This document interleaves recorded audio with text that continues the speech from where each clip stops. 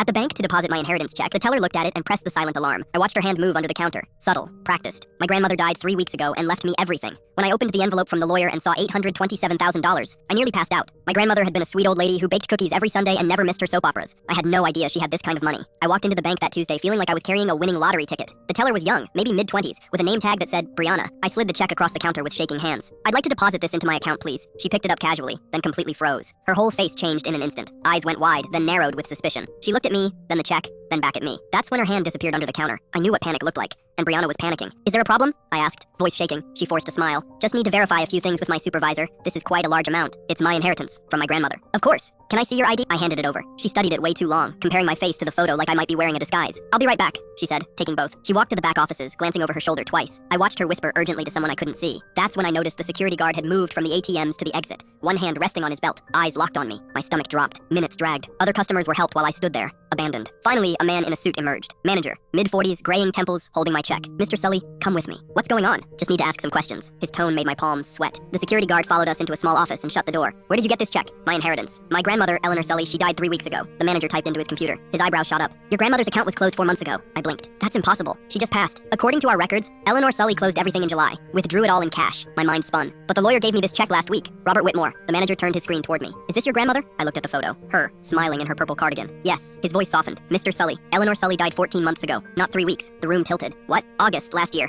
Natural causes. Funeral at Riverside Chapel." "No, I was just at her funeral. I spoke at the service." "Did you attend in August?" "I didn't know about it. My Uncle Frank called me 3 weeks ago." The manager and guard exchanged a look that froze my blood. "This check is fraudulent. The account doesn't exist. Someone's scamming you." My hands started shaking. "But I went to the funeral. There was a casket. There were flowers everywhere. My whole family was there crying." "Where was this funeral held?" "A funeral home on the east side of town. I don't remember the exact name. My Uncle Frank arranged everything. Said he'd handle it because I was too upset." The manager picked up his phone. "I'm calling the police right now." I sat there frozen while he made the call, giving them the address, explaining the situation. The security guard stood by the door like I might try to run. When police arrived, I explained everything. Uncle Frank's call, the funeral, the lawyer, Robert Whitmore. They checked records. No funeral home on the east side held a service for Eleanor Sully. Robert Whitmore didn't exist. His business card led to an empty storefront. Uncle Frank had been arrested 6 months ago for running estate fraud schemes. The funeral I attended was completely staged. Paid actors as mourners. Fake priest. Empty casket. Every single detail designed to make me believe my grandmother had just died so I'd deposit this fraudulent check without questioning it. Here's how the scam worked. The check would have bounced after a few days, but by then, my account would have shown a balance of $827,000. Frank would have called me panicked, claiming there was a terrible mistake with the estate settlement. The lawyer accidentally included someone else's inheritance in my check. He'd begged me to wire back the overpayment immediately before the bank caught the error and I got in trouble, and I would have done it. I would have sent him hundreds of thousands of dollars of real money, thinking I was fixing an honest mistake. Then he would have disappeared with it, and I'd be left owing the bank $827,000 that I didn't have. Because one bank teller named Brianna pressed a silent alarm when something felt off, I didn't lose everything I owned. My real grandmother died over a year ago, completely alone. Frank had convinced the entire family I'd moved abroad for work and couldn't be reached. She asked for me on her deathbed. I never got to say goodbye to her.